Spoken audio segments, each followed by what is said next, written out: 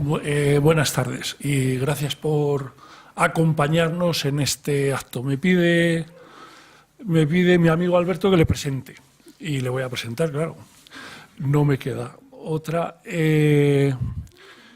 Para hablar primero de la trayectoria profesional de Alberto, esto como guía de montaña, pues primero, aunque él no quería que entrara en tanto detalle, tengo que hablar de su padre, de Alfonso Arias, que bueno, ha sido uno de los alpinistas más brillantes que ha habido aquí en España y que, entre otras muchas cosas, pues estuvo en la expedición del Manaslu, primer 8000 que se subió, principal que se subió en España.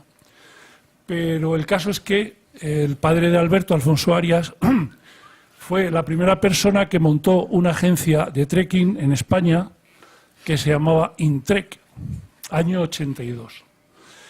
Es decir, que ya han pasado unos cuantos años. Y en esa agencia de viajes, que empezó a montar viajes al Himalaya, colaboró Alberto hace más de 40 años. Luego su padre montó otra agencia de viajes, se llamaba Dimensiones, y en esa agencia de viajes Alberto empezó a trabajar de guía. Guiando grupos al Himalaya. Hace ya casi 40 años. Va a hacer 40 años, 30 años. Va a hacer 30 años el año que viene. Entonces nos encontramos con una persona, que no creo que haya muchas en España, que lleva guiando grupos de montaña al Himalaya hace 30 años. Claro, la cosa es una cosa bastante sorprendente, ¿no? Y en uno de esos viajes fue donde yo le conocí. Yo, el primer viaje que hice al Himalaya, hice un trekking al Ladakh y al Zanskar, y curiosamente él iba de guía. Y entonces, necesariamente, para ver las cualidades personales que tiene este hombre de guía, pues necesariamente tengo que hablar de lo que pasó en aquel viaje. Aquí hay gente que ha estado en el Himalaya, sabe las dificultades que tiene esos viajes, pero si encima hablamos del Zanskar, pues las dificultades son mayores. Cuando después de 3 días de viaje en un Tata desde Leh, para iniciar el trekking, íbamos a llegar a Padun, donde iniciaba el trekking, y una serie de jeeps salían de Padun diciendo que no se podía pasar, que había una reivindicación de la gente de Padun que quería un hospital y habían cortado la carretera. Lo cual nada más significaba que se te había jodido el viaje, es decir, que te tenías que dar la vuelta después de haber llegado allí, que no era una broma. Entonces este hombre pues tuvo la feliz idea de decir, voy a ver qué pasa. Y lo que pasaba en el Zanskar esa noche es que era una noche especial, se celebraba una fiesta especial que era la fiesta de los matrimonios. Es decir, en ese valle hay un día, en agosto, en el cual se casan toda la gente de los valles. Y entonces, a la vez. Y entonces, pues bajan de todas las aldeas y el hombre fue a enterarse, se enteró de la fiesta que había y dijo, pues está claro que aquí va a haber una fiestuki de cojones y después de la fiestuki aquí no va a quedar nadie, con lo cual nos podemos meter. Y efectivamente fue lo que hicimos, como el caballo de Troya, nos metimos y pudimos hacer el trekking cuando no lo pudo hacer absolutamente nadie. Bueno, pues eso no es normal, que yo creo que no es normal, y para una persona que tenías entonces por 25 años o... Pues eso, 24 o 25 años, ¿no? Me dejaba unas barbas muy grandes.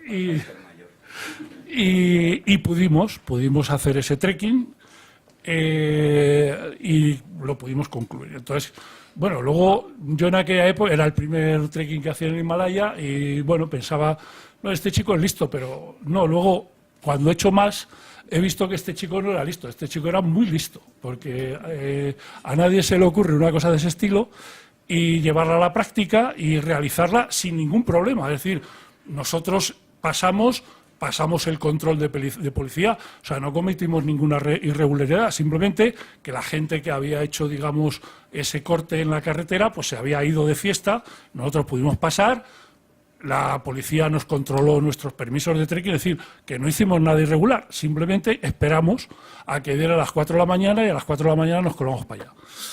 Y ese fue el tema. Entonces, claro, es, insisto, muy raro encontrar a una persona ahora en España que tenga una trayectoria de tantos años guiando estos viajes de trekking en el Himalaya, ¿no?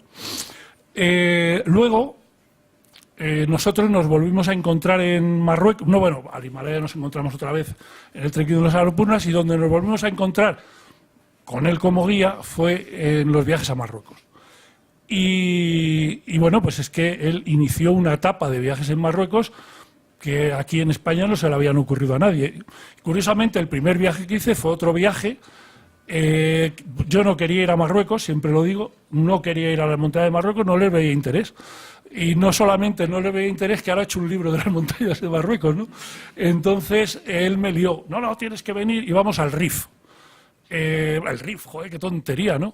Pues bueno, el Rif pues es una zona interesantísima. Hicimos una travesía desde Chechagüen al Mediterráneo, la primera travesía que se hizo en esas montañas, ¿no? Y entonces dije, bueno, pues ahora le está dando otra vez la vuelta a la tortilla porque está iniciando rutas en Marruecos inéditas. O sea, sí, el Toubkal está muy bien, el Engún está muy bien, pero en aquella época meterse, además, bueno, nos metimos de tal manera que nos recibían en los pueblos y nos recibía ¿cómo se llama? El Mocadem. El alcalde nos recibía al Mocadem, nos llevaba a su casa, nos tomamos un té. Claro, la primera vez que vas a Marruecos, que dices, pero ¿qué montañas son estas de Marruecos? Joder. Y ves una maravilla, porque es una pequeña maravilla. O sea, las montañas de Marruecos en general es una maravilla, pero el Rif concretamente, que lo tenemos muy cerca, pues tiene unas cosas extraordinarias, unas riquezas extraordinarias, ¿no? Te recibían en los pueblos, tal, pues oye, joder, esto es un lugar para conocer, y efectivamente ya a partir de ahí pues fueron los siguientes viajes que hice. Pero el quid de la cuestión es que este hombre ha abierto rutas, que es el caso, donde nadie las habría abierto, es decir, donde a nadie se le había ocurrido indagar. Y bueno, luego pues ha ido abriendo el panorama, y bueno, pues está haciendo otro tipo de actividades en otros lugares, en otros países, como del cual yo no voy a hablar porque eso ya se lo dejo a Alberto. Entonces, insisto, y ya termino porque no quiero enrollarme más, que estamos ante una persona que con un currículum dentro de lo que es el guiar viajes a las montañas, que hay muy poquitos en España. Y nada más, ya le cedo la palabra a Alberto. Yo creo que ya he cumplido el tiempo, ¿no? Muy bien presentado. Pues nada, hombre. Demasiado. Nada.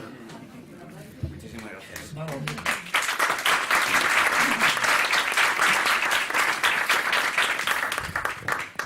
Bueno, a ver, es que ¿se oye bien o se oye un poquito bajo? Bien, vale.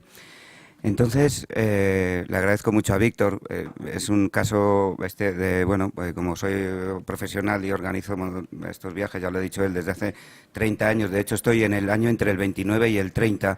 Considero esta charleta aquí con vosotros una pequeña celebración de esto que estoy haciendo entre el 29 y el 30, una serie de cuestiones que tienen que ver con este cumpleaños y que curiosamente, bueno, hoy venimos a entretenernos aquí, no hay que, yo sobre todo me gusta entretener. Entonces yo cuando le dije a Víctor hace poco le dije, oye, que voy a cumplir 30 años de guía, en vez de felicitarme me dijo, macho, dice, ¿cuánto has aguantado? Lo que has aguantado. Digo, sí, porque el trabajo que yo tengo es un trabajo muy bonito, esa fachada que tiene de frente a todo, pero la verdad que por detrás tiene unas bambalinas o una trastienda bastante difícil y muy dura. Me gusta decirlo por mí y por todos los que se dedican a esto. Entonces, quería sobre todo subrayar una cuestión sobre el tema que voy a hablar hoy, y es que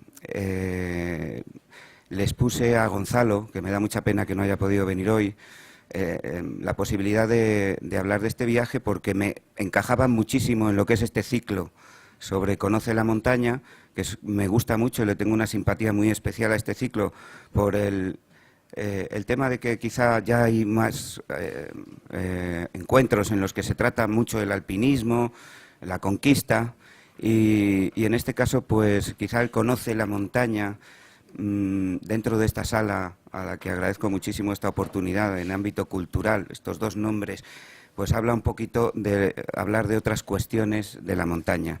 Y yo, pues después de haber recorrido muchas montañas del mundo, en las cuales se junta, pues, lógicamente, la actividad deportiva, también hay una cuestión bastante importante para mí, que es la cultura de las montañas, pasión que comparto con Víctor, precisamente, que nos gusta mucho pues todo lo que conllevan las montañas en el Himalaya, todas las culturas que lo habitan, y las religiones y las tradiciones y todo tal.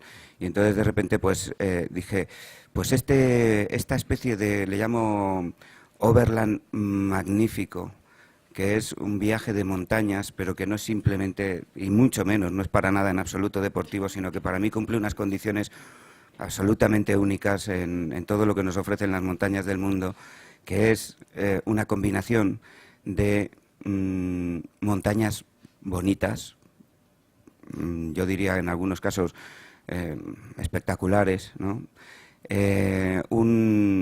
Pero que nos llevan o nos transportan no solo por una geografía física, sino por algo muy profundo dentro de nuestra, yo lo digo, manera de pensar, nuestras raíces. Y precisamente la primera escena del vídeo tiene que ver con esto, porque estamos caminando sobre unos lugares de historia absolutamente fascinantes, porque muchos de nosotros nos hemos criado en un momento, yo por lo menos he llegado a esto, por lo menos hasta los 10 años, en los que, bueno, por unos motivos, por otros, todos habremos asistido a las iglesias y allí hemos oído muchas historias del Nuevo Testamento, del Antiguo Testamento. Entonces, cuando estás en este viaje, como llamo Overland, que quiere decir en inglés sobre la tierra, ¿no? Un viaje sobre la geografía, estás recorriendo una geografía preciosa y estás al mismo tiempo evocando una serie de cuestiones que tienen que ver con casi lo que, bueno, yo meto muchos anglicismos, lo siento muchísimo, pero un poco el software nuestro, ¿no? La manera que este programa que tenemos interno, es decir, y de repente pues te das cuenta que al ir a la Capadocia, pues que se puede frivolizar el hecho de la Capadocia, pues este sitio con unos conos y ya está, ¿no? Esta especie de formaciones extrañas. Y lo que quiero plasmar en el vídeo, que a lo mejor no he buscado las fotos más espectaculares, sino lo que quiero que se entienda es que este viaje es un increscendo, una especie de montaje para mí perfecto como viaje, y la gente que lo ha hecho conmigo, todo el mundo lo dice. Dice, es que que al principio no lo puedes entender sobre el papel, pero cuando lo has caminado ya lo entiendes. Y es el hecho en sí de empezar por gente que quiere subir el Ararat y tiene esta ambición por la cumbre, ¿no? Bueno, pues el 5000, el Ararat, ¿no? Y de repente dice, ¿y me vas a llevar a la Capadocia allí a darme unos paseitos, ¿no? Pues sí, vamos ahí, te vas a unos paseitos y a lo mejor entiendes algunas cosas y tal.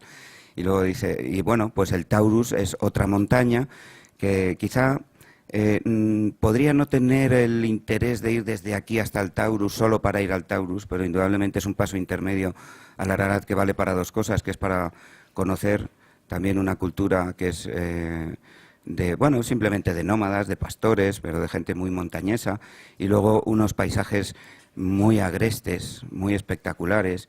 Yo digo que es como si pusieras un montón de naranjos de Bulnes puestos unos al lado del otro, ¿no? Y de ahí, lógicamente, te vale, es como un salto que dices, bueno, me subo el Monte Embler, que es un 3700, para, digamos, esa cosa que siempre queremos, que es garantizar al máximo nuestro objetivo principal del viaje, que es subir al Ararat, ¿no? Digamos que para aclimatar. Subes al Monte Embler, bajas, ya estás un poquito más aclimatado y de repente cruzas todo Anatolia, o bien en un tren o bien en un autobús nocturno de estos, y te cruzas toda Anatolia hasta un extremo, el extremo oriental de Turquía, en el que si lo ves en el mapa, pues la verdad es que dices, qué punto geográfico me he plantado, porque es la frontera entre Armenia, Turquía e Irán, es ese paso entre lo que pueda ser el Oriente Medio, incluso Europa, vamos a decir, y el Asia Central. Es un lugar por el que pasa la ruta de la seda. Y, por supuesto, es un lugar en el que esas historias... Yo os voy a decir una cosa. Cuando iba a misa, yo me entretenía mucho. Siempre he sido un poco disperso, ¿eh? Y entonces yo me entretenía mucho y así, los curas hablaban y tal, porque yo me acuerdo que iba a misa con mi abuela, nos llevaba todos los domingos, y entonces me dispersaba muchísimo. Pero cuando se hablaba de la historia de Noé, el arca de Noé, de verdad que yo prestaba una atención. Me parecía una aventura absolutamente alucinante, ¿no? Que era el hecho en sí de esta aventuraza de montar así un montón de animales en un arca y también, bueno, se dice también que salvar a la raza humana, porque van personas, van animales. Bueno, esa historia a mí me dejaba alucinado. Estaba deseando que llegara el día que tocaba esa historia, ¿no? Porque era la que más me gustaba. Y indudablemente es un tema del Antiguo Testamento, el que todos lo hemos escuchado, y parece que es como una cosa muy bonita plantarte allí y conquistar esta cumbre y juntar alpinismo. Bueno, es montañismo, porque realmente lo subes con crampones, pero no hace falta ni siquiera clavar un piolé, se hace con bastones y con crampones. Pero juntas la ruta de la seda, juntas esta historia del Viejo Testamento, que además está muy presente ahí, lo fomentan mucho porque hay como una especie de personajes obsesionados con la búsqueda del arca, y si buscáis en internet es tremendo, ¿no? Todo lo que está publicado. De repente, pues también desde la Capadocia, que vais a ver qué caminos hay en la Capadocia y qué manera de entender o de poder recorrer una montaña, ¿no? Pues estás también en el Nuevo Testamento, en el origen del cristianismo, más espiritual, más ascético. Y cuando lo recorres y vas por esos lugares, para mí la Capadocia es un lugar que vas recorriendo unos caminos, unos senderos, pero de repente esa geografía tan hermosa de la Capadocia, que es absolutamente única, extraordinaria en el mundo, te ofrece la posibilidad de sumergirte en ella y encontrar una de las cosas que yo creo que es más maravillosas del mundo, que es la fusión de la naturaleza, de los volcanes que rodean la Capadocia, que han generado esas capas de lava que se han erosionado y forman esos conos. No voy a decir chimeneas de hadas, está mal dicho, aunque me encanta el término, pero me encanta el término chimenea de hada, pero son conos que se han erosionado, y que, aunque el fundamento en algunos casos es el mismo, que se han aguantado, o esa erosión se ha formado debido a que, bueno, pues una piedra ha conseguido formar una columna que tiene más presión, el sedimento, y entonces han quedado así.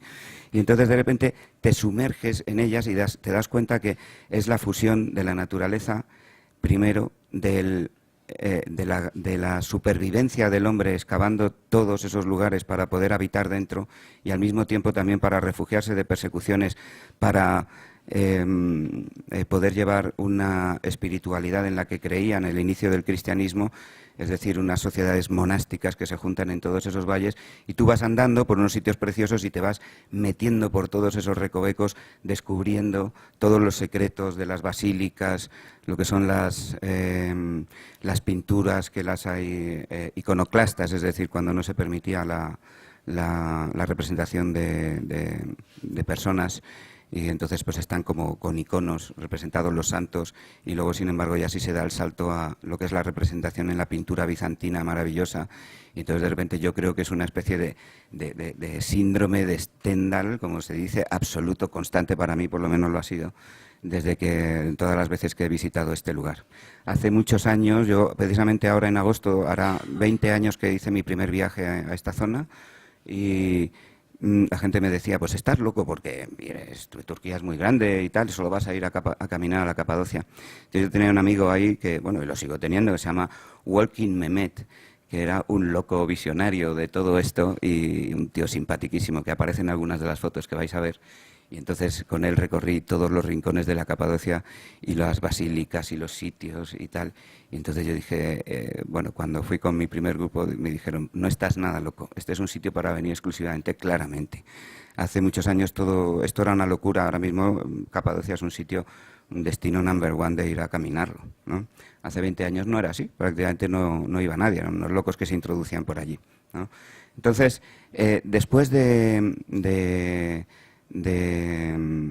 conocerlo una vez, pues eso, pues quiero que entendáis a través de las fotos de la proyección cómo es yo le llamo caminar o una manera de caminar, le llamo un poco de ciencia ficción, ¿no? Porque es que realmente los escenarios son absolutamente extraordinarios y el contexto que te rodea también extraordinario. De hecho, bueno, pues está el Museo de Goreme, el Museo al Aire Libre, llamado por las pinturas bizantinas. No voy a extenderme mucho en lo que es la proyección, dura 11 minutos, lo suficiente como para que entendáis lo que estoy diciendo, ¿no? Por último, bueno, pues el Taurus, he hablado ya de lo que es en sí una montaña, vamos a decir, de a mitad de camino, pero que yo, debido a un poco el tema de ir para aclimatar y tal, tiene una travesía que, bueno, ahora lo veréis, porque yo soy una persona que, como a todo el mundo, me encantan las montañas verdes.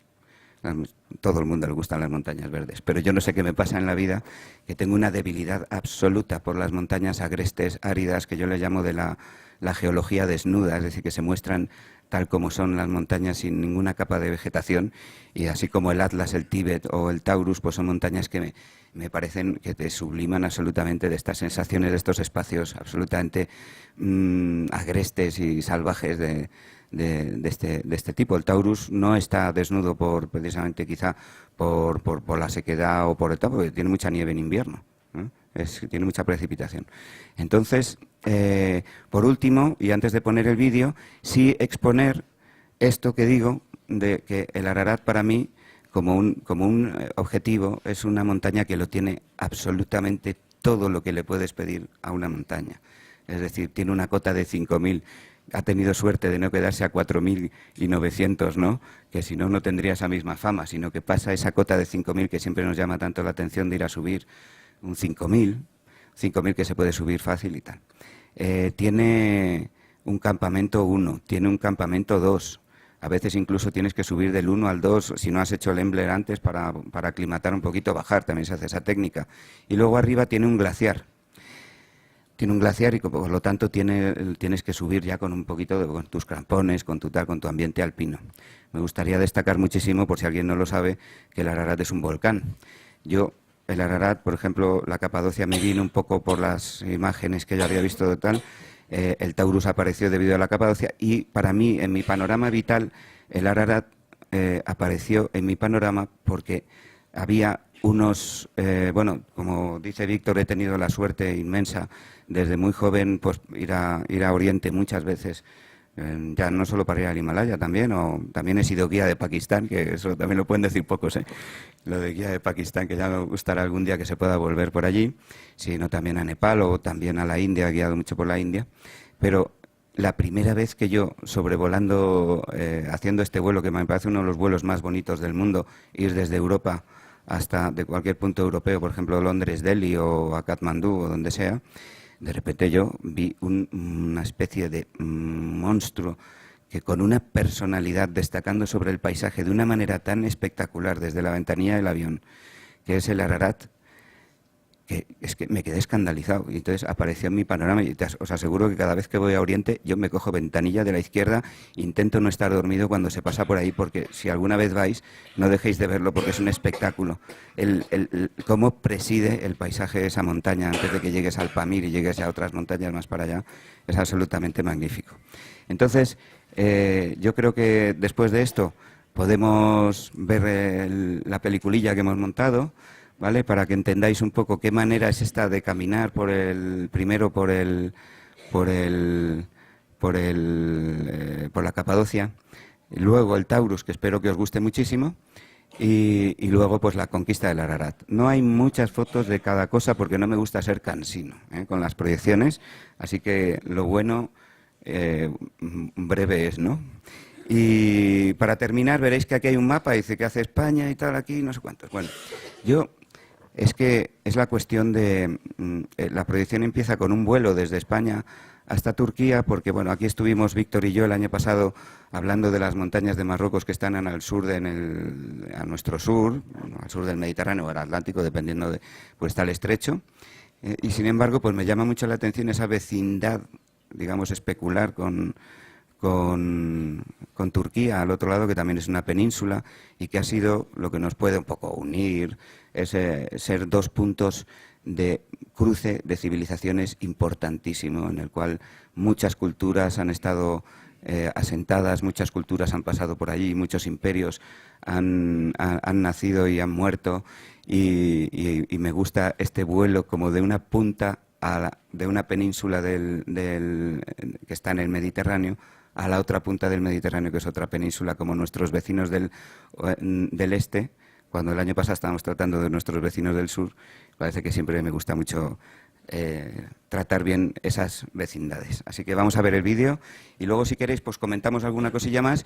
Y a mí me apetece mucho que haya debate hoy, porque seguro que algunas personas quieren preguntar cosillas y, bueno, algunas cosas más tengo también para preguntar. Y durante la charla, en vez de poner textos, pues yo voy a dar algún pequeño apunte, así como una especie de flashes sobre la proyección de algunas cosas que se me ocurra o de lo que hemos hablado. Decir, mira, esto es lo que he hablado de tal, no sé qué. Vale, pues vamos allá.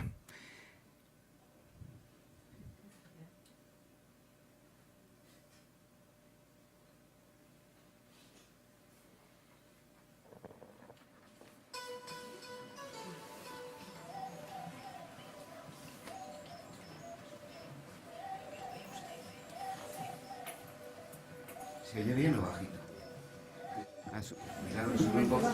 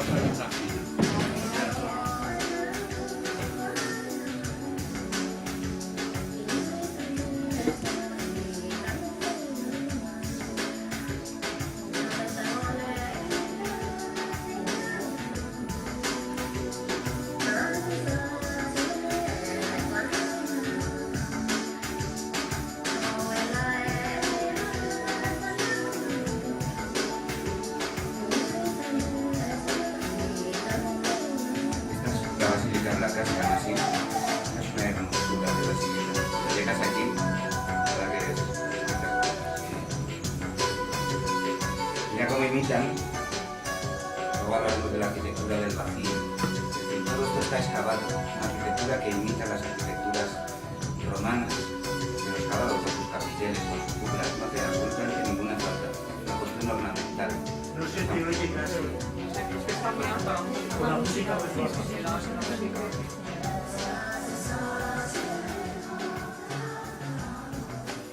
Hablaba de la arquitectura del vacío, como llamo. ¿Se oye bien?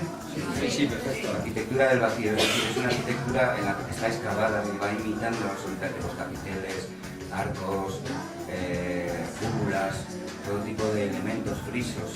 Estos son palomares bastante bellos, que lo que hacen es una cuestión puramente ornamental. Lo que estamos viendo son los monasterios, primeros monasterios donde ha nacido el cristianismo, que mucha gente no lo sabe, uno de los puntos donde del cristianismo, el cristianismo más primigenios. Entonces, bueno, a raíz de los pequeños detalles te das cuenta de muchas cosas, los palomares, los canales, cómo están distribuidos los puertos, cómo están hechos los riegos, te vas dando cuenta de todos estos aspectos, estas fortalezas que también están excavadas. Todos estos conos están llenos dentro de habitaciones, con graneros, para habitar. Estos son los elementos que os decía yo de los iconoclastas, es decir, cuando estaba prohibido plasmar o representar figuras humanas. Y bueno, pues a lo largo de todo este paisaje vas descubriendo todas estas filosofías. Aquí ya empezamos en la época en la que se permite ya las representaciones. Empieza la pintura bizantina, en la que viene la vida de los santos, y toda la simbología cristiana primero.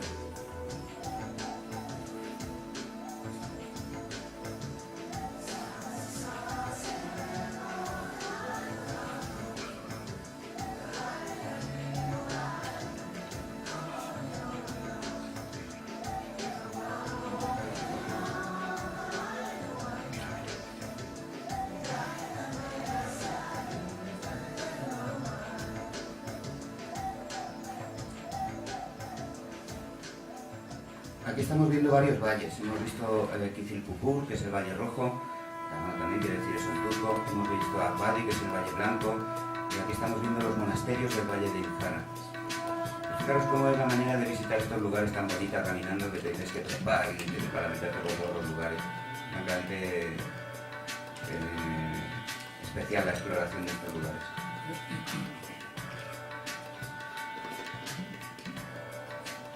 Como decía, todas estas cúpulas, todos estos elementos arquitectónicos, todo totalmente excavado. Esta basílica está excavada, es la búsqueda de los espacios a través con la imitación de las arquitecturas romanas.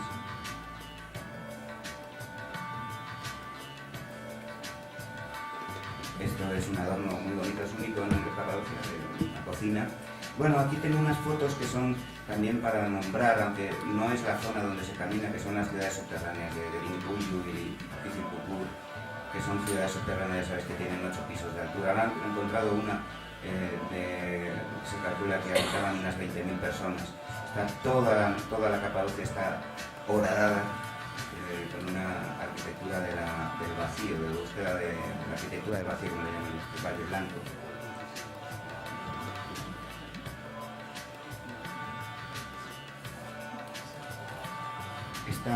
Esta cuestión de irte metiendo por todos los recursos, esto es un refectorio de un monasterio, todo excavadito en piedra, y entonces tú vas caminando por aquí y te vas imaginando cómo era la vida en estos momentos del cristianismo primitivo, cómo eran las sociedades que habitaban.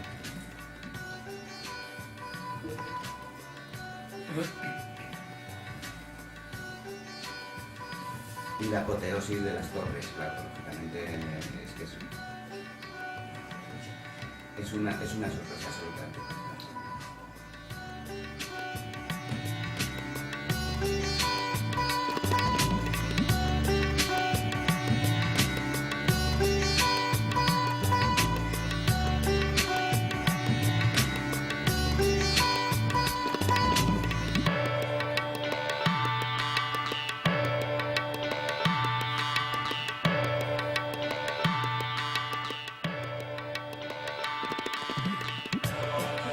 Bueno, hemos dado el brinco al Taurus.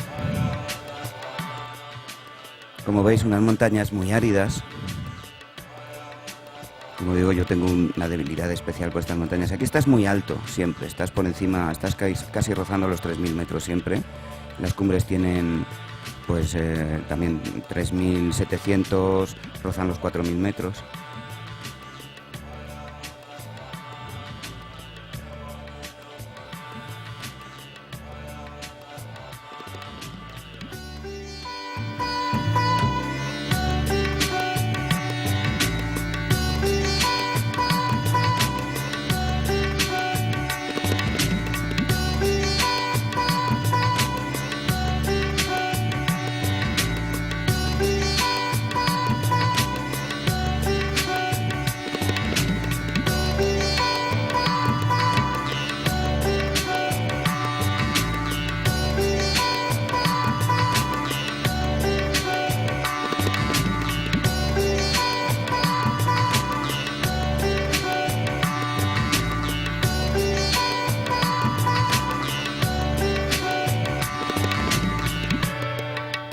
Y aquí estamos llegando a la cumbre del monte Embler. Es un 3.700. Como os he dicho, es el monte para aclimatar, pero la verdad es que es una cumbre muy agradecida de hacer. Porque te plantas en mitad del Taurus. Bueno, y como dice Víctor, te pones esta medallita. Aquí es un poco, no existe el llano, como podéis ver, prácticamente, ¿eh? Esto es muy escarpado. Tiene unos desniveles bastante fuertes y siempre te metes por esas canales, esas gargantas tan bonitas de hacer. Bueno, pues ya volamos para el Ararat.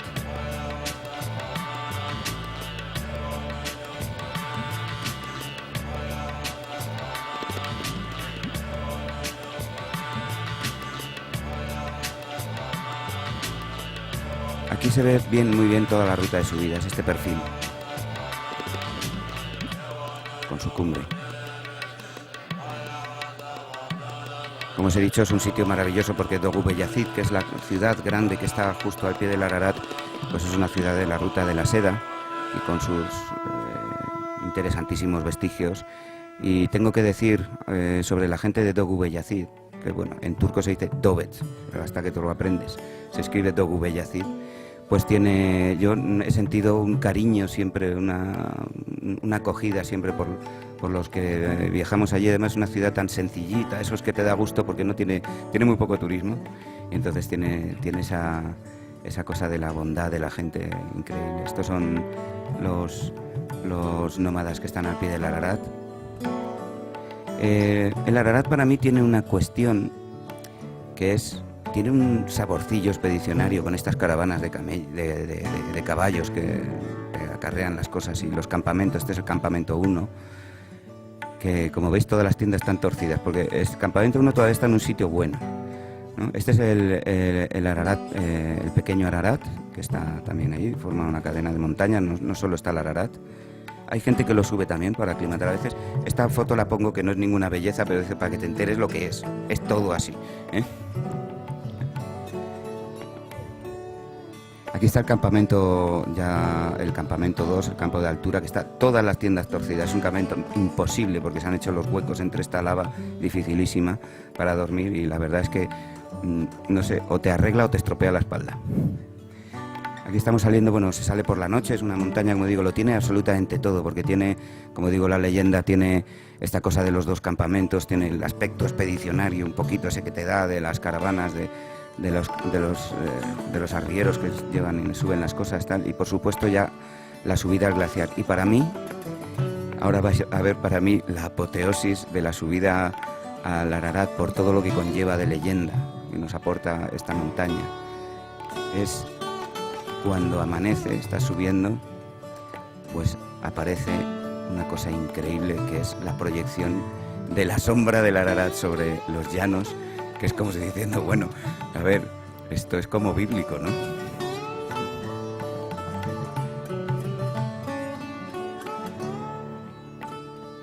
Es una cumbre que da mucha alegría llegar a ella. Y aquí termina la proyección, que se va a quedar en bucle mientras seguimos hablando, ¿eh? Pero que es muy rapidita, yo no me gusta poner proyecciones largas, que hayáis entendido un poco lo que estaba explicando antes, ¿eh? Sobre todo el tema Capadocia. No sé si os ha gustado o no, o lo imaginabais, o a lo mejor alguno ya habéis estado por allí. ¿Alguien ha estado en Capadocia? Sí, yo hace 15 años. Muy bien. Pregunta, por favor. ¿Te puedo preguntar? Por supuesto. Actualmente el paso fronterizo para llegar al Ararat ¿es posible desde Turquía o hay que dar toda la vuelta? Esa es la pregunta que sabía que me iba a caer primera. Ahora mismo, esto es una charla cultural sobre una cuestión que me parece de un viaje que tiene mucho componente histórico-cultural, tal, pero efectivamente, como no es promocional de nada esta charla, el Ararat está ahora mismo cerrado, no hay permisos para el Ararat. Sin embargo, yo he hablado con mis queridísimos amigos turcos que organizan esto, de los cuales tengo un buen amigo que es kurdo, pero tengo otros amigos que también tienen intereses allí, de tipo del gremio, del trekking, y que han hecho una especie de asociación, o que están intentando convencer al gobierno para abrirlo, porque no consideran que eso debiera estar cerrado, pero de momento está cerrado. Lo que sí que parece ser que la apertura puede ser inminente, no sé si ya para este verano, pero indudablemente, ya que me has preguntado, pues yo tiro de ese hilo. Y como dentro de mi profesión, una de las cosas que me ha encantado tanto en Nepal como en Marruecos como tal es el trasfondo económico que tiene mi actividad. Pues por ejemplo, en un viaje como el que habéis visto, un grupete así de 10 personas genera lo calculé el otro día precisamente para venir aquí, te lo voy a decir, más o menos unos 500 jornales, ¿eh? Entre Ararat, entre Capadocia y tal, jornales de un día, una persona un día, ¿eh? Entre los que llevan los caballos, entre los cocineros de los campamentos, entre los guías, ¿no? También hay arrieros en el Taurus. Me gusta ese trasfondo, y entonces por tal yo pues espero que pronto se abra la zona, porque hay gente que pues gana un poquillo la temporada con esto, y por supuesto yo estoy deseando que se abra, pero desconozco aspectos políticos muy internos del por qué ahora mismo no están los permisos, no se dan. Pero yo creo que dentro de muy poco estará otra vez abierto. Ya sabes, el mundo es como tiene el efecto yo-yo, sitios que se abren y se cierran, pues yo creo que pronto se podrá subir. Y no es fronterizo, claro. Bueno, claro, es dentro de Turquía, pues para entrar, lo que sería lo que entre en la región. Sí. ¿Más? ¿Alguna preguntita más? Yo quería leer una cita, ya que habéis visto, porque decía, ¿leo la cita antes o después de las imágenes? ¿No? Y entonces aquí hay una cita, porque me gustan mucho los escritores pues de la época del siglo XIX, porque ese momento de la historia permite a personas entrar en un mundo que es el viajar para desarrollarse como persona. Ya no viajar por si era una campaña militar o por un comercio o por tal, sino viajar porque es un placer viajar, ¿no? Y entonces, sobre esta zona realmente hay pocas citas, hay mucho de la Biblia, ¿no? Pero hay pocas citas y, sin embargo, aquí hay un viajero británico que se llama Washington Ainsworth, que visitó la Capadocia hacia 1840, época, como he dicho, que me encanta, porque ya tenía yo un tatarabuelo mío y un bisabuelo mío bastante viajeros de esa época. Y entonces él relata la Capadocia, pues yo decía, ¿y cómo se describe la Capadocia? Y dice, pues mejor que este hombre no va a describir nadie. Y la cita dice: de repente nos encontramos perdidos en un bosque de conos y pilares de roca.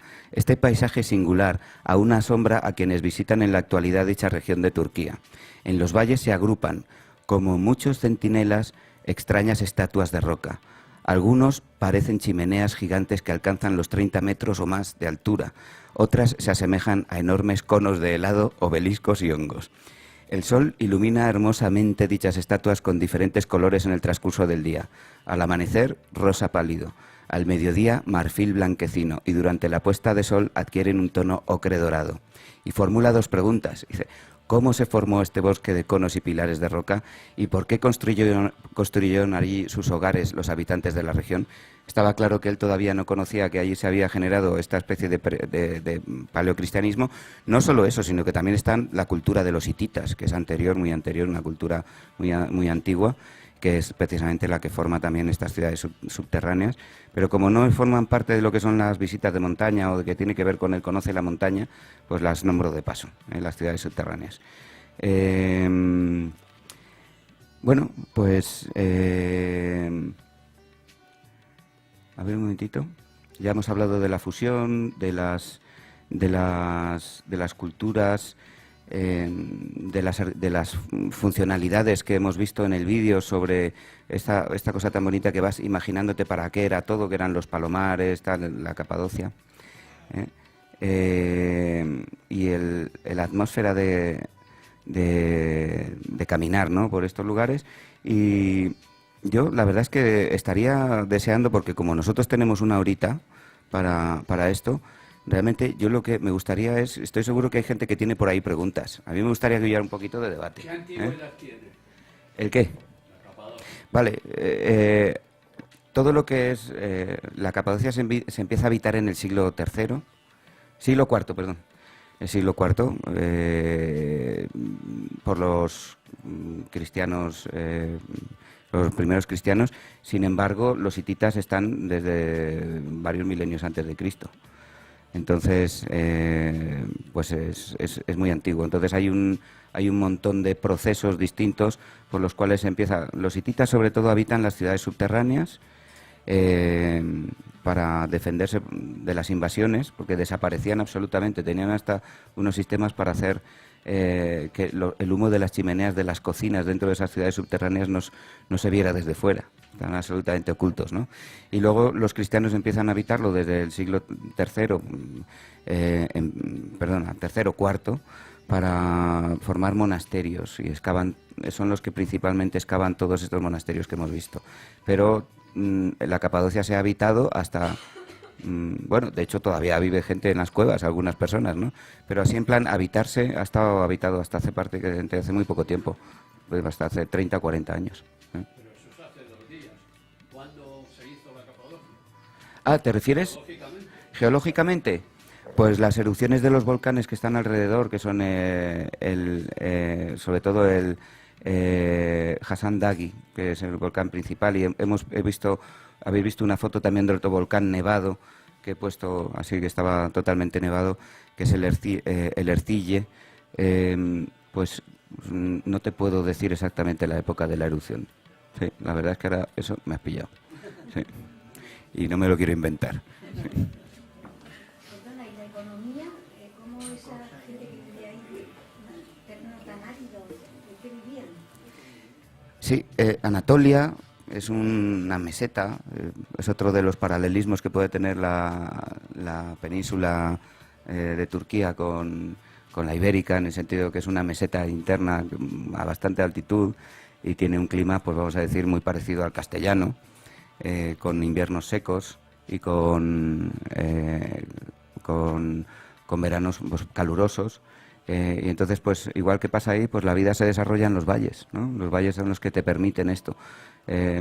Todo lo que eran los valles era el aprovechamiento absoluto, igual que pasaba aquí, de las irrigaciones, las terrazas de cultivo, el aprovechamiento al máximo. Es decir, por ejemplo, hay un problema ahora en la Capadocia que es precisamente toda estaba llena de palomares. Habéis visto los palomares, se ha visto de dos maneras. Unas ventanitas de unos palomares que las ventanas... Y hoy luego he puesto unos palomares que están derrumbada la roca, que se ven por dentro, no sé si os habéis fijado. Porque la Capadocia pues tiene el problema de que se está quebrando, se quiebran muchas piedras, se caen. Y bueno, ahora mismo están preocupados. Curiosamente se dice que todas estas palomas que se posaban encima de los conos de la Capadocia, lo que generaban era un montón de excrementos que favorecía mucho la conservación de estos conos, y como los palomares han desaparecido, parece ser que es un elemento, ¿verdad? Encontramos siempre cosas que están relacionadas, ¿no? Entonces, las palomas daban carne y huevos, y abono. ¿Habéis visto una ventanita que son como unas rayas, así una ventana con unas rayitas? Esos son panales de abejas que lo fomentaban mucho para tener miel para pasar el invierno. Y luego lo que era el cultivo de cereales y luego muchísimos frutales, que lo permitía precisamente, aunque la meseta tiene un clima tan crudo, pues en esos valles abrigados se podía desarrollar la vida y había sociedades monásticas enormes viviendo ahí. No sé, el Valle de Ilhara dicen que tenía unas 20.000 personas que habitaban allí, uno que hemos visto, y bueno, pues se las buscaba muy bien. Pero es que si vas aquí a Segovia y vas pues yo qué sé, a Sepúlveda y las hoces del Duratón y tal, no sé cuánto, la gente, o en muchos sitios, por ejemplo, el otro día estuve en el Laguisejo, que es un maravilloso río del Laguisejo, bajé todo el Laguisejo, es un vergel, aunque la meseta sea un sitio tan drástico de clima. No sé si te he contestado. Vale. Alberto, el Taurus parece completamente Picos de Europa, recuerda muchísimo a Picos de Europa por el color, las grandes pedreras, etcétera. Sin embargo, a diferencia de Picos de Europa, tiene algunos lagos. Explícanos, que geológicamente es caliza, si es caliza es raro que tenga lagos, ¿cómo es? Sí, la verdad es que es muy raro porque es una caliza que tendría que ser un calar. Precisamente tendría que ser un calar, y por algún motivo seguramente de sedimentos que se han formado en esa llanura, porque es una llanura de los 7 lagos que se llama, que está en el centro, que es el corazón del Taurus, pues se han formado esos laguitos, sí. No son muy grandes, pero sí, hay bastantes lagos, sí. Curiosamente, yo creo que es un tema sedimentario, que pues, se ha formado un suelo de un sedimento que ha permitido ese lago. Pero es calizo, es completamente calizo. Es una caliza igual que la de Picos de Europa, blanquita, así, preciosa. Sí. Y además tiene esas mismas formaciones, como digo yo, tipo el Naranjo de Bulnes, un poco esos grandes montes de calizos, así. Y es un sitio de escalada muy, muy importante. Dentro de lo que es en Turquía hay clubes de escalada. Yo he tenido la suerte de hacer un trequincito ahí con uno que era uno de los escaladores más famosos de Turquía, y bueno, me explicaba muchísimo las zonas de escalada y que hay mucha afición. Hay paredes grandes de 400, 500 metros, sí, para escalar. ¿Hay tiempo de esquí? En el Taurus no hay, que yo sepa, esquí de travesía se hace, sí. Pero en el volcán Ercille, que has visto esa foto de ese volcán que hay, ha pasado hace un momentito, esa que has visto ahora, hay una estación de esquí, pero enorme. Además que sube hasta muy alto. Yo siempre he querido ir a esquiar allí, porque me parece súper exótico irte allí. Además, esquías a mucha altitud. Ese volcán tiene 4.000 metros, 4.000 y pocos metros, y sube, la estación creo que puede subir hasta 3.000 y muchos metros. Y tiene unas pistas larguísimas, muy sorprendente. Hola, ¿qué tal? Esto que nos has presentado, ¿es un viaje o dos viajes? Es decir, una cosa pues el Capadocia y otra es el Taurus de la Ararat. ¿Se puede hacer en un solo viaje? ¿Cuánto duraría? Me encanta la pregunta, porque estaba hablando de que este es para mí, uno de los viajes de montaña y cultura que lo mezcla más bonitos del mundo, porque no voy a decir, no son las montañas más bonitas del mundo, me refiero a que la idea de mezclar arte, cultura, montaña, mientras caminas, y leyenda, historia y leyenda, le doy ese valor a este viaje. Y por supuesto, yo lo que he hecho en este viaje es hacerlo. He ido muchas veces a la Capadocia, nada más que andar en la Capadocia, he hecho Capadocia con el Taurus, pero luego ya empecé a hacer todo el viaje junto, que es ir a la Capadocia primero, dándote ese gusto de caminar por esos senderos que, bueno, no son tan paseítos, por lo que habéis visto, tiene sus crestitas, tiene sus subidas, sus bajadas, tienes que trepar. Si quieres ver cosas tienes que encaramarte en sitios, habéis visto algunos sitios por lo que bajas delicados y tal, es decir, que quiere decir que no es una cosa de turistas para nada. De hecho, con los montañeros que han venido conmigo a esto me han dicho, joder, que es súper divertido, ¿no? Y luego enlazas con el Taurus para aclimatar, es la excusa, ¿no? Pero la travesía del Taurus es preciosa, son unos montes, a mí me encantan, ¿no? Son maravillosos, además es una travesía y ya llegas aclimatado y fuerte, porque el Taurus, como he dicho, el llano no existe, o estás subiendo 1.000 metros o estás bajando 1.000 metros. Y luego finalmente vas hasta ese extremo oriental de Turquía y ya vas fuerte, vas aclimatado y te subes el Ararat, y entonces para mí no solo estas tres cosas, sino que tampoco lo he metido en la proyección porque como esto es un ciclo de conoce la montaña, pero lógicamente cuando ya estás una vez en el Ararat, bajas, algunas veces hemos ido a ver una cosa que se llama el monasterio de Aktamar, que porque vuelas desde Van, la ciudad famosa porque tuvo aquel terremoto tan fuerte, y entonces vas a Aktamar, que tiene un monasterio justo en una isla en mitad del lago Van. Pues es una maravilla, es decir, aprovechas para ver otras cosas también, pero lógicamente este viaje no se entiende sin terminar en Estambul, y porque para mí Estambul es, no sé cómo decirlo, ¿no? Pero esa combinación de mar, de ciudad, de arquitectura, de historia que tiene también, pues es el complemento que ya se te va la olla al final del viaje de todo lo que has visto, ¿no? Entonces el viaje para mí es ese, como tú has dicho, todo seguido, todo una cosita detrás de la otra, y la verdad que digo, después de haber estado 30 veces en el Himalaya, me he cruzado África por muchos sitios, he tenido empresa en África, África Occidental, no sé cuántos tal.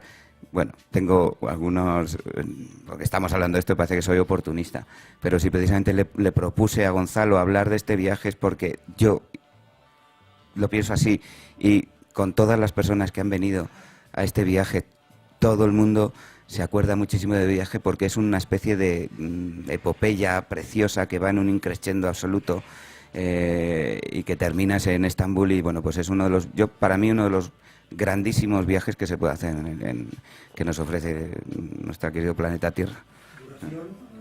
17 días. 17, sí, 17 días. Sí. Entonces tú vas hasta por superficie todo, hasta el Ararat, y luego ya te tienes que coger un avión porque cruzar Turquía de vuelta otra vez no, pues son 2.000 y pico kilómetros. Y entonces pues este es el asunto. Y luego pues conocer un país que es muy peculiar, que es muy bonito, que tiene muchas cosas realmente insospechadas y bueno, hay mucho trato con la gente. Bonito. ¿Más preguntas? Por favor. Oye, si has ido varias veces allá a Turquía, ¿no te has acercado nunca a Kurdistán, a la zona de los Montes Pardos? Son montañas de 4.000 metros, pongo. No, ni tampoco, por ejemplo, en el título de la charla podría decir que podía hablar de los montes Cachar. ¿Sabes cuáles son? Sí. Pero, en cierto modo, no me aportaban la parte cultural que yo quiero. Aparte, los montes Cachar tienen un inconveniente muy grande. El 80% de la gente que va no ve nada. Pues ya sabéis que la costa del mar Caspio es muy húmeda. De hecho, hay muchos cultivos de té. Y entonces pues la gente va allí con toda la ilusión de ver esas montañas tan bonitas y mucha gente vuelve sin haber visto absolutamente nada. Todo fotos de niebla. ¿Sabes? Y bueno, pero yo estoy deseando ir. Pero la otra parte, la de los Montes Largos, No, ahí en no he estado, no he estado. una cordillera tremenda, no he estado. Sí, bueno, hay que... Ojalá tuviera tiempo, ya intentaré. Desde luego que tiene muchas cosas, porque Turquía para caminar también tiene otras cosas preciosas, porque caminarte la costa licia es una preciosidad también. Toda la costa del Mediterráneo, la costa sur que tiene, porque vas caminando por una costa espectacular, que yo tengo debilidad por caminar costas que estén bonitas y todavía vírgenes, y entonces pues por ahí vas caminando con un montón de vestigios romanos y tal, es también muy espectacular. Mucho por explorar, ¿eh? Sí, pero yo no he ido ahí. Más cositas por ahí. A ver si me queda algo por aquí pendiente.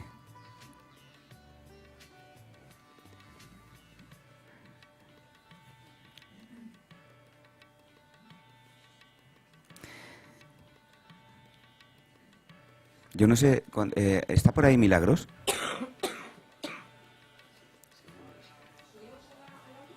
¿El qué? No, yo quiero saber el tiempo que disponemos de 1 hora, ¿no? ¿Cuánto es?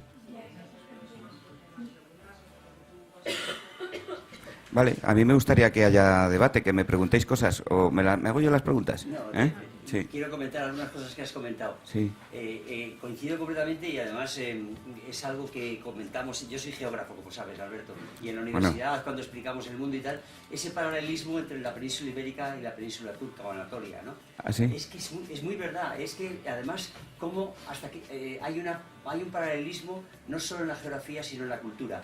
Los dos pueblos, Turquía por un lado y los pueblos ibéricos por otro, han tenido incluso procesos bastante parecidos. Hemos sido dos civilizaciones muy potentes, que parece que parten de un gran espacio dominante, que son las mesetas internas, rodeadas por montañas. Lo que acabas de decir del mar Caspio es la Cantábrica, es nuestra Cantábrica. Totalmente. Tenemos grandes cordilleras altas al norte y al sur, que podría ser parecido, forzando los paralelismos a nuestras cordilleras alpinas, como el Pirineo, como las Béticas, y después un crisol de culturas, porque somos paso, un lugar de paso. Entonces siempre es muy bonito este juego de buscar la relación entre la geografía y las civilizaciones y la cultura, ¿no?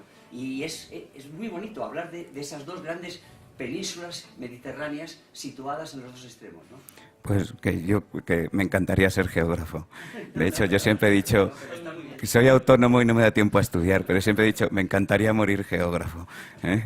Y pues la verdad es que ha sido una intuición esta precisamente de hablar de estos dos puntos del Mediterráneo y siempre un poco hablar desde el punto de vista cariñoso entre nuestros vecinos de los extremos del mar Mediterráneo, porque parece así que como que está tan, bueno, así como decir, como la comparativa con Turquía ha estado un poquito mal vista a nivel, digámoslo así, de las políticas, de los puñales políticos, ¿no?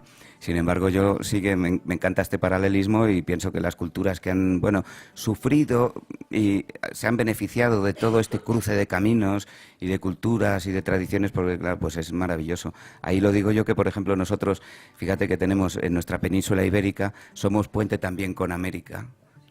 Con América, mientras que, por ejemplo, Turquía pues lo es con otro mundo que es el Asia Central, el Oriente, ¿no? Y eso me fascina, ¿no? Es como una ensoñación, como imaginarse todo eso, ¿no? La ruta de la seda es uno de las rutas más importantes de la historia de la humanidad, claro. Pues Pedro, muchas gracias, ¿eh? A ver si consigo, ¿eh? Me va a matricular. De hecho, es curioso que igual que en España tenemos con América la música de ida y vuelta, la mezcla esta de los tanguillos de Cádiz con las habaneras y todo esto, en Turquía es muy curioso cómo, no es que se note, es que se nota la música de Oriente totalmente, ¿no? Ahí está, es muy bonito eso que dices. Es muy difícil diferenciar la música turca, difícil diferenciar, quiero decir que está muy, no sé si influenciada o que ha absorbido toda esa parte oriental, incluso las melodías, las escalas son pentatónicas, ¿no? Como en Oriente y eso, y es muy interesante también. Pues aquí nos dice Silvia esto, pues si no lo habéis oído, de la fusión también de las culturas a través de la música.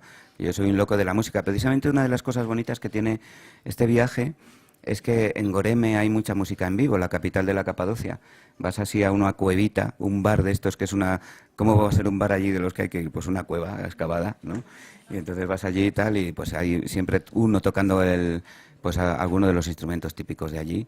Y tiene además un cante muy bonito. Y luego además están el tema de las tradiciones derviches, que está Konya, la ciudad de los derviches, está ahí cerca, y entonces pues es un tipo de música para meditar, ¿no? Para buscar a Dios, digamos, sin dar rodeos, pues lo nombro así, para buscar a Dios a través del movimiento y de la música, que es una tradición fascinante. A ver. ¿Qué tipo de cultivos tienen ellos y cómo es su alimentación?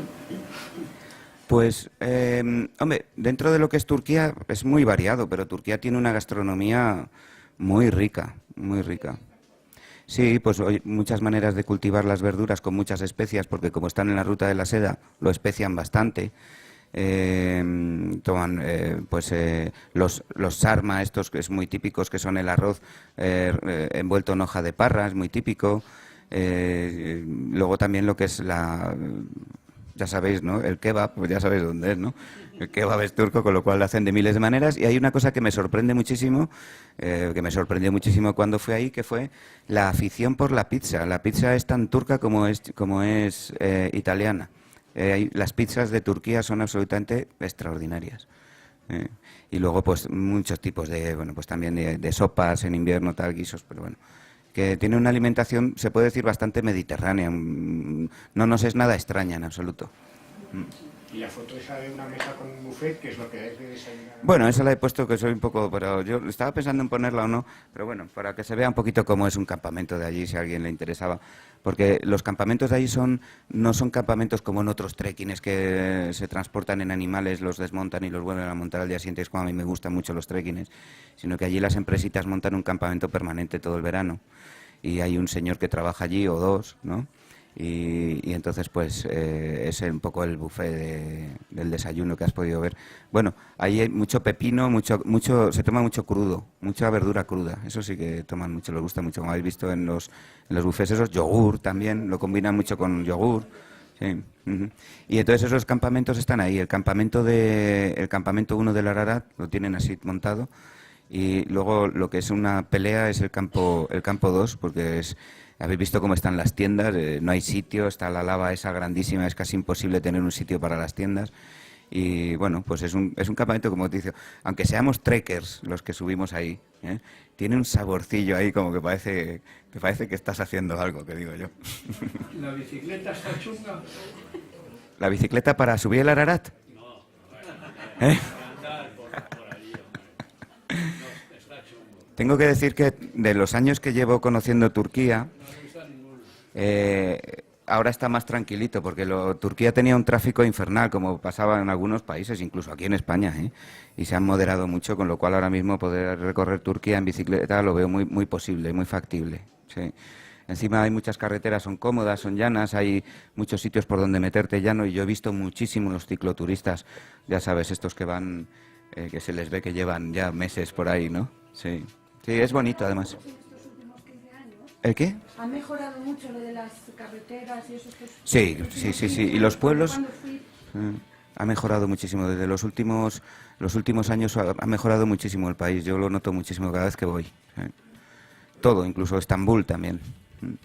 Los pueblos los tienen todo muy limpito, muy bien puesto, por lo menos en la parte de Anatolia y de Capadocia. Y la verdad es que en eso han mejorado muchísimo, sí, en los últimos años. Turquía le pasa lo mismo que a España, se está deshabitando el campo, porque Estambul es una ciudad que crece como un monstruo, y no sé si ya va por 18 millones de habitantes, y creo que la población se está yendo mucho del campo y va a las ciudades. A Kayseri, por ejemplo, Kayseri, que es la gran ciudad que está cerca de Capadocia, que Kayseri viene de la ciudad del César, del Kaiser o del César. y es una ciudad, son ciudades que están creciendo muchísimo. De hecho, creo que era Nevşehir, que es otra de las ciudades que está cerca de la Capadocia, precisamente haciendo un movimiento de estos de construcción de viviendas, pues tuvieron la mala suerte el constructor de que se encontró la gran ciudad, que se ha encontrado hace 3 o 4 años, la gran ciudad de los hititas, subterránea, y se ha quedado sin hacer los pisitos, sin hacer los adosados. Sí. Oye, Alberto, cuando has hablado de música, que se ha pasado por encima, yo, que te conozco un poco, me gustaría que estos amigos conociesen también que probablemente a través de tus viajes pues te has hecho un poquillo virtuoso de ciertos instrumentos musicales, el arbuca, la tabla india, porque claro, cuando lo vives como lo has vivido tú, pues te impregna de todo, y de la música también. Sí, yo tuve mi época de estar dando clases con maestros por ahí en la India sobre tabla, que es, no sé si lo sabéis, que es un instrumento que además es persa, es de origen persa, o sea que tiene mucho que ver con esta zona, y que me ha gustado mucho, y que es un instrumento que es matemática pura, ¿no? Y tal. Pero yo ya, los deditos ya no me dan, no practico. Lo dejé hace mucho tiempo, sí. Oiga, por favor, sí. La pintura, el arte, la pintura en la parte de Turquía, ¿qué tal? ¿Es clásico o moderno? La pintura al óleo, vamos a decir. Bueno, desconozco un poquito lo que es las tendencias del arte ahora mismo. No es un país que haya generado muchísimo arte a nivel óleo, yo creo. Ha sido más mural y sobre todo un poco orientado a lo palaciego y a lo religioso. Y sin embargo, óleos no creo que haya sido un país que haya tenido mucha creación de pintura al óleo. Más como te digo, palaciega, como pueda pasar en Estambul, en el Palacio de Topkapi, todo lo que son decoraciones, murales y tal. Lo que sí se me olvidaba decir que, por ejemplo, cuando tú llegas a Estambul de vuelta, y ya que has hablado de pintura, me gusta muchísimo, tengo que hablar de uno de los espacios cerrados más gloriosos que yo he visitado en mi vida, que es Santa Sofía, ¿no? Santa Sofía es para mí el templo de los templos. Es una construcción no solo por la antigüedad, sino por la complejidad, sino por el reto de haber tenido una de las cúpulas más grandes del mundo en pie durante tanto tiempo. Y hay una parte que han tenido la delicadeza los restauradores de Santa Sofía de restaurar las pinturas originales, las primeras pinturas de Santa Sofía, que son maravillosas, son romanas, auténticas. Sí. ¿Más cositas? Se sigue escuchando la llamada a la oración, que ahí me lleva como cuando estuve hace tantos años, me lleva como, no sé, a una época, no sé, siempre me ha, no sé qué me ha movido. Se sigue, o sea, siguen con la llamada a la oración y eso. Sí, Estambul es el espectáculo de la llamada. Todas las mezquitas al mismo tiempo se ponen en marcha y tengo que decir que es espectacular, y tengo que decir que cuando voy a Estambul, que he ido muchas veces, intento cogerme un barquito de los que cogen la gente normal, que de estos autobuses que cruzan el Bósforo, rodean el Cuerno de Oro, y escuchar eso a la puesta de sol desde el barco. Tengo esa debilidad y cada vez que voy con alguien lo hacemos así, les encanta, porque es maravilloso. Es escuchar el sonido desde el mar espectacular.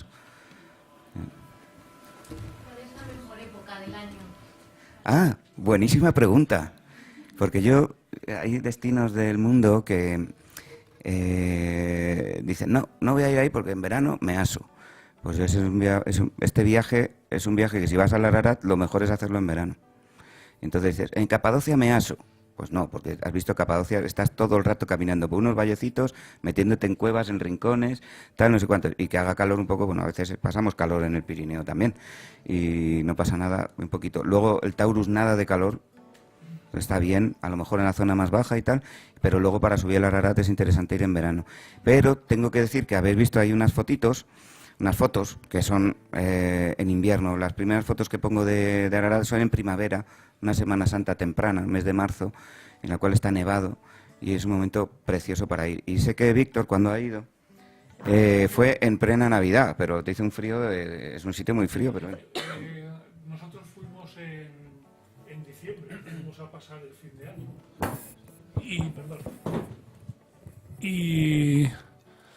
y fue una experiencia, primero que no había nadie, o sea, aquello estaba vacío, porque, bueno, yo fui hace 7 años o por ahí, 8 años, ¿no? Hace 7 o 8 años, en verano, había muchos problemas de gente, ¿no? Y yo no quería problemas de gente.